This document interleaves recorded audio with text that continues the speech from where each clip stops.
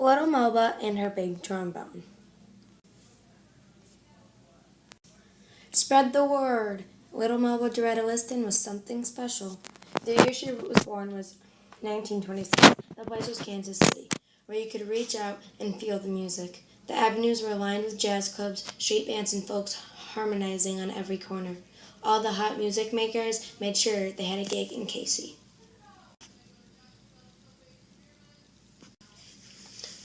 From as far back as her memory would go, Melba loved the sounds of music. Blues, jazz, and gospel rhythms danced in her head. The plink of a guitar, the hum of a bass, the thrum-thrum of a drum, the ping-pang of a piano, the tremble of a sweet horn.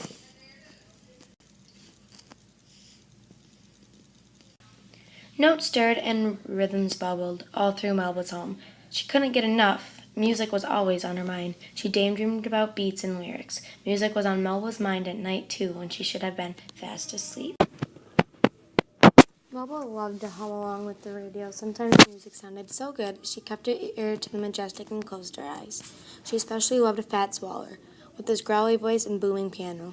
The player piano came alive when Melba's kinfolk stopped by, while Melba pedaled her aunties danced around the room.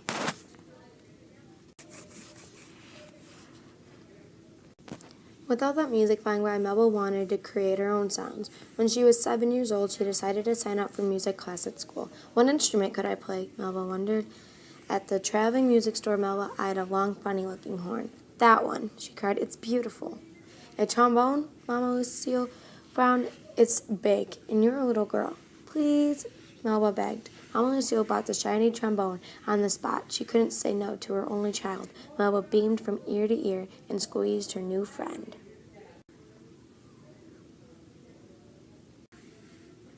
That night on the porch, Melba listened to Grandpa John play his guitar. This time, she had her own music maker. Grandpa John showed Melba how to cradle the horn. She tried to push out the slide, but her arm was too short. She had to tilt her head sideways and stretch out her right arm. Melba gave the horn a mighty blow. Honk, honk. It sounded bad, like a howling dog. I'm no good, Grandpa, Melba said, tearing up. If you can blow, you can play, Grandpa John said. Now stand up straight and blow steady. Melba stayed up real late and practiced until she could play a simple tune by herself.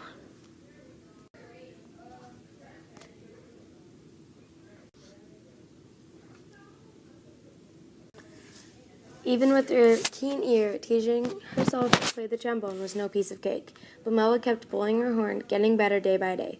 The cool brass of the horn felt swell in her fingers. Before long, Melba and her horn were making magic. She was only 8 when the local radio station invited her to play a solo.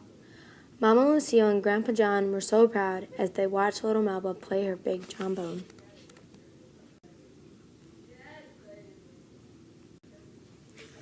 Hard times hit rock bottom in 1937. That's when Melba and her mother moved to Los Angeles. The long train ride took them 5 states west and worlds away from Kansas City. Melba's new teachers discovered that she was as smart as a whip. Her test scores were so high, the principal skipped her up from 6th grade to 8th. In high school, Melba joined Elma Hightower's famous after-school music club. Melba quickly became the star player in the club's band, the Melodic Dots. The other club members struggled to keep up with Melba. Jealous boys called her bad names. She tried not to care, but way down deep, the names hurt. Melba used her horn to turn all those hurt feelings into soulful music.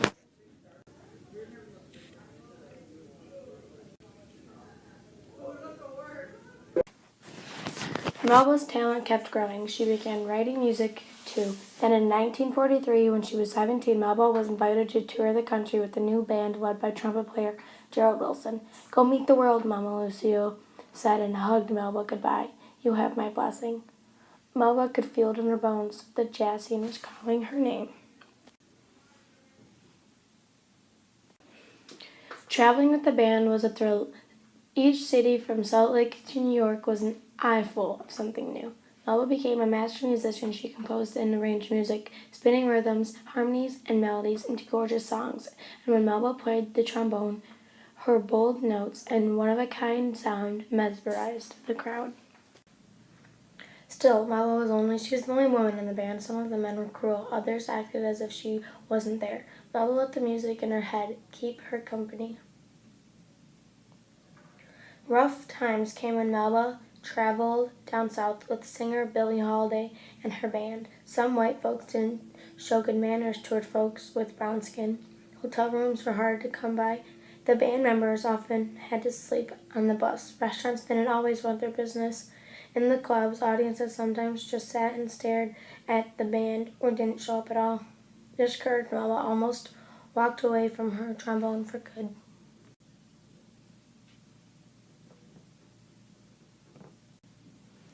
But Melba's fans wouldn't let her quit. By the 1950s, all of the cool jazz musicians wanted some Melba magic. Dizzy Gillespie, Duke Ellington, Quincy Jones, and more. They wanted to be on the bandstand with Melba and her divine horn. They wanted to play Melba's music.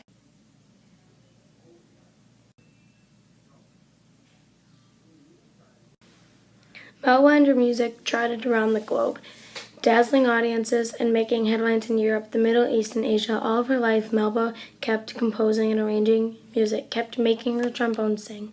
Spread the word. Melba DeRetta Liston was something special.